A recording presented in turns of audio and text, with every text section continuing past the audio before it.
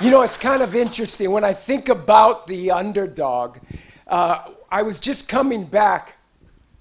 I was just coming back from our trip, and it was on Friday afternoon. And one of the best things that I enjoy is getting into a cab. I just do. Because if you want to understand or get a good feeling about diversity of thought, diversity of race, get in a Lyft or an Uber. So I was coming back from LAX down to Orange County, and Tammy picked me up, my wife and I. And Tammy is a 53-year-old African American. She works for the school board, and at a very young age got divorced. She had 3 kids, 3 gals. And when I think of an underdog, this girl dug it out. Now, I said, now, why you're part of the school board. You worked yourself up. She works in the cafeteria. And she goes, well, if I was at home, I'd be on the couch, and then I'd have to eat cake and a bunch of chips. So instead of that, I drive Lyft to help pay for college. But these 3 gals that she's had, now she did it as a single mom. She put her 3 girls through college, right? And what she did and what she is doing is making an impression for her future generations. You know, sometimes when you see somebody and you just go, wow, I am impressed with that person, you got to look to their parents. I mean, to be that selfless and to rise up, like Alicia Keys said, that exemplifies what an underdog is. And we're going to hear some more examples, and I'm sure that all of you know many examples of underdogs. And we're going to dig a little bit deeper into that. Now, the overarching theme is 2020, right? And if you think about 2020, you can't go in blind, not when the year is 2020. If anything, if you're ever going to get focused, it would be this year, right? You can't go in blind. You can't go in hoping or wishing. I would think that 2020 would represent focus. It would represent clarity. It would represent or spur you to separate and discontinue the extraneous. 2020 would maybe be a time, too, of personal sacrifice, like Tammy. Intentional and willful actions on a day-to-day basis. Many times, sacrifice involves denial of oneself and willful commitment to the good and denial of the bad. Now, I'm going to get super multidimensional with you today because 2020 is the overarching theme. But the sub-theme, that's complicated, is it? I got a sub-theme too, is the plight of the underdog. So let me, if I could, give you some examples of some well-known underdogs. Okay, who remembers Rocky? See, remember, that's what I was tying it in. Balboa, right? How many times when you're on the phone, like Rocky Balboa? Rocky, who remembers Rudy? So, an underdog, right? How many times have you watched that movie? Some of you are too young for this, but do you remember, who remembers the 1969 Miracle New York Mets? Nobody expected them to win. Who remembers Joe Willie Namath? He's like almost 80 years old. He was the first NFL player to use pantyhose. No joke. And a fur coat. None of you remember. Oh my gosh, I got to get more recent examples. Who remembers The Blind Side? Yeah? Michael Orr coming back from he was on the streets and ended up becoming an NFL player. Who remembers this fight with Ronda Rousey and Holly Holm? Holly is definitely an underdog. That kid, anybody, you get kicked in the ear, you go down. I can tell you that. My brother did that to me when I was young. Yeah, I never saw it coming. A long time ago, Buster Douglas beat Mike Tyson. Who remembers that? All of them very classic underdogs. The Miracle in 1980, the men's hockey team. You know, everybody's going, I think I remember that in history class. Here's some more. Remember Linsanity? Huh? Jeremy Lin. I used him because he went to Harvard. No. Kurt Warner was working at a grocery store before he went to the Rams and went to the Super Bowl twice with not only the Rams, but the Arizona Cardinals. Who remembers the Jamaican bobsled team? Yeah? I'm looking for them to rise up too in 2020. Do we have a Winter Olympics? Not sure. We could not have a town hall without Tom Cruise. And he, if you haven't been here a long time, it's just, I just love Tom Cruise. I've watched every movie twice. But anyway, he was an underdog too. Remember he said less clients, more value? He was an underdog. The Karate Kid, Mr. Miyagi, he was an underdog. Who remembers Vince Papale? 28, 29-year-old guy, comes in as a free agent, makes the Philadelphia Eagles, played for a few years, immortalized by Mark Wahlberg.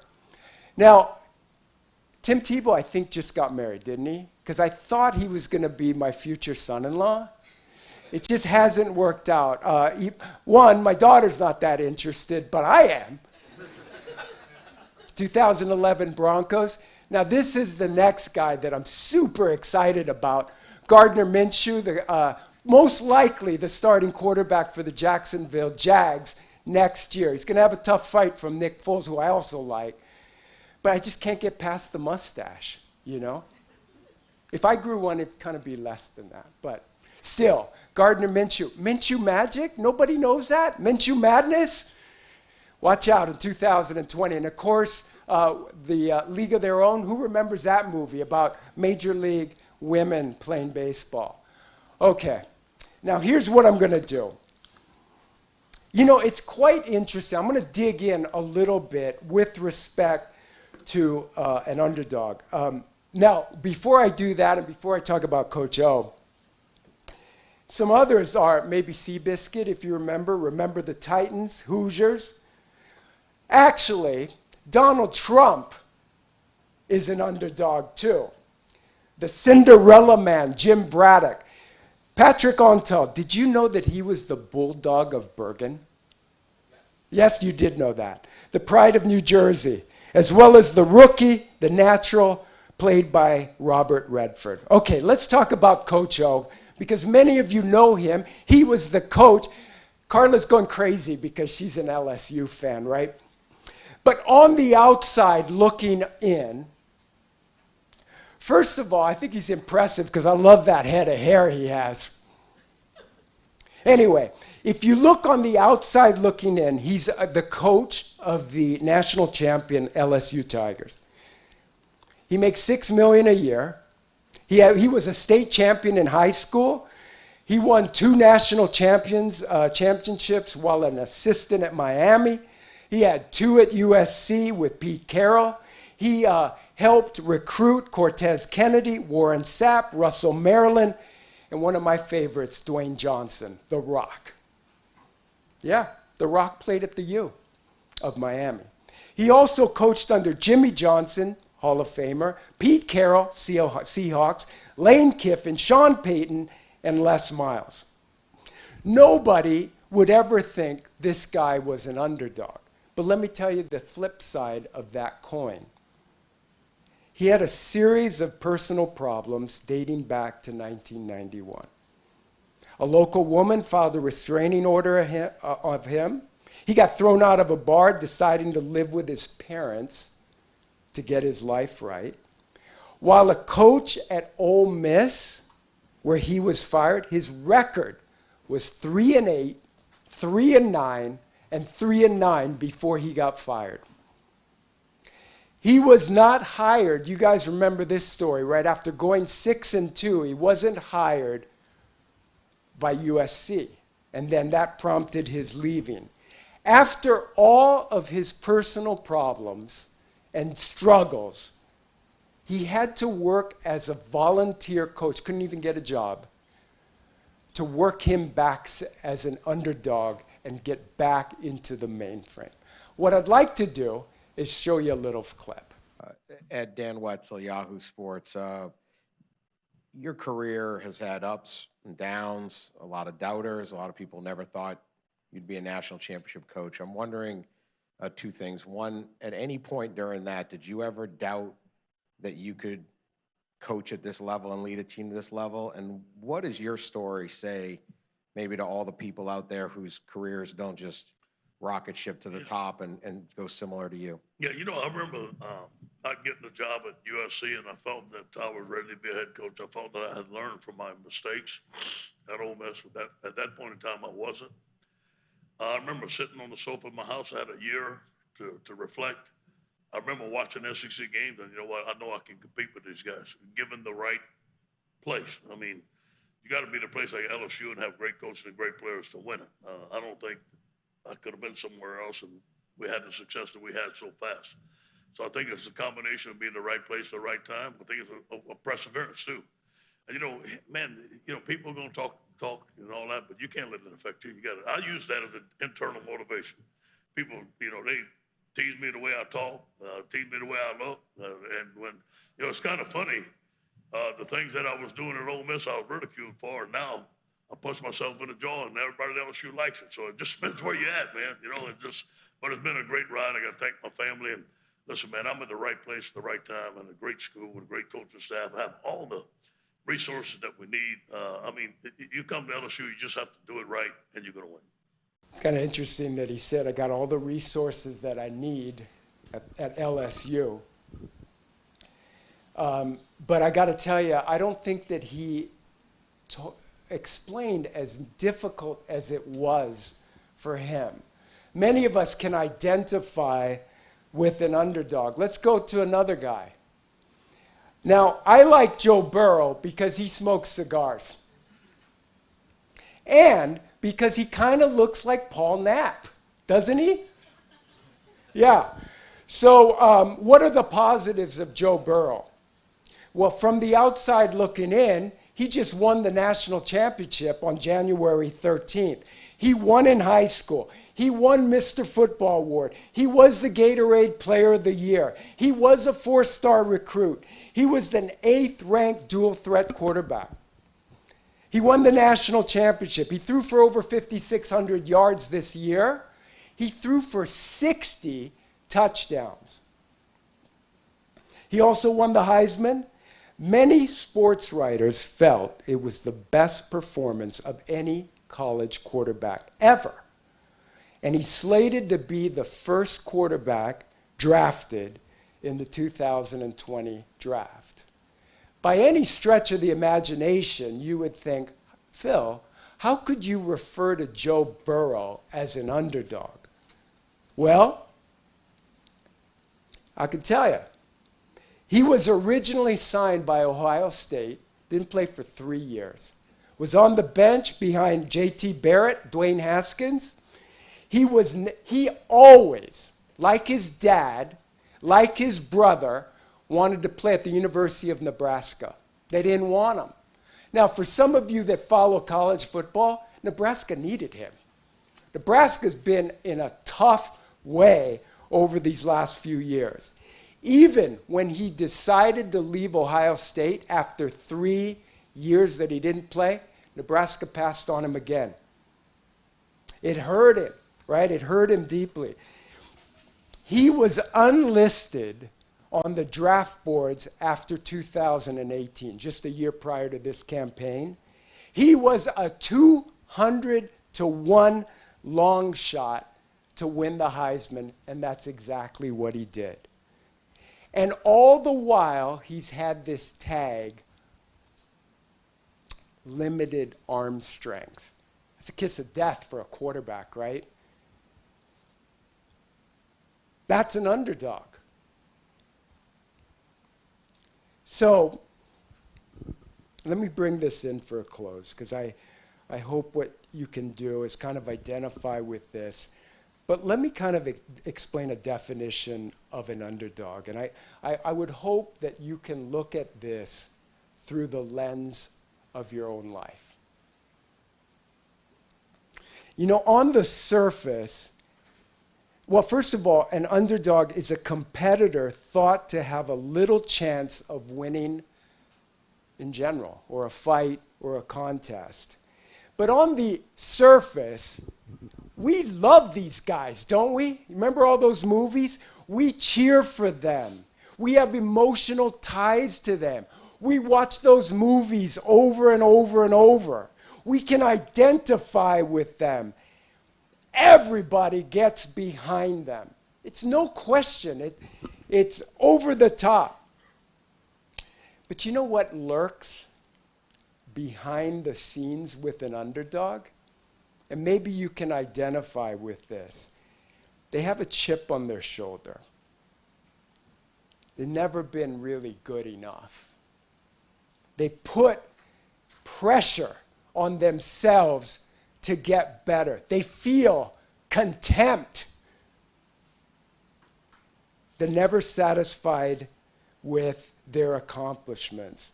They always poo-poo it when they go, oh man, you're so good. No, I'm not. They feel like they have to reprove themselves to everybody, most of which is themselves, that they're not a fake. But yet at the same time, it's super complicated, right? Because they feel like they're misunderstood. They're ticked at everybody and themselves. They feel disrespected, that they didn't feel like they got a fair chance in their lot. It's never enough. It's a gift and a sentence at the same time. You know, if you have somebody, a consummate underdog, and he or she is your friend, it's like making love to a cactus, right? You love them, but boy, is he or she kind of pricklier when you're around them. But you know, that's the interesting thing, right? There's a positive and a negative about being an underdog. It's not a terrible existence, really. It is your ball and chain, right? But you get to spend time with people like yourself. Like this is right at our most recent President's Club. It reminds me of another movie like X-Men, where, you know, they're all mutants, right? In the end, they're all mutants, but they kind of get each other. One of the things that I saw at this gathering of top performers is that there's an air of expectation. There's an air of quiet success and an unwillingness to compromise. There are heightened expectations within this group. After they attain this, whether they're in operations or in sales, they think differently about the people around them, and they redefine what is important and a priority for them. Now, conversely, the compliant ones are the ones that scare me. No, they do. The compliant ones scare me because they agree with everything, right? They just have one speed, the compliant ones. They back down in an argument, always. They smile, they underperform, and they leave early. And at best, intermittent. They sleep at night. A lot of these top performers have trouble sleeping. The status quo for the compliant ones is more than what they've expected of themselves. So I just leave you with one question before I pass it off to Heather. I think we're a company, a team of underdogs. We've always been that. We have high expectations of ourselves. Regardless of what heights we meet, it's not enough. So the question is, because we are a team, but we're a team of individuals. The question is, do you have that view? Do you have that view and laser focus to succeed in 2020? Or do you not? Who and what are you? As Alicia, we're on first name basis, me and Alicia Keys and Gomez. What she says at the end of the song, rise up. And that's what I would leave with you guys. When you leave this and you hear about all the promotions and all of the awards and all of the accomplishments in operations, because there were many, we got some amazingly talented, hardworking, humble people that all make up this culture we call Balboa Capital. Rise up. Rise up. Thank you. Heather?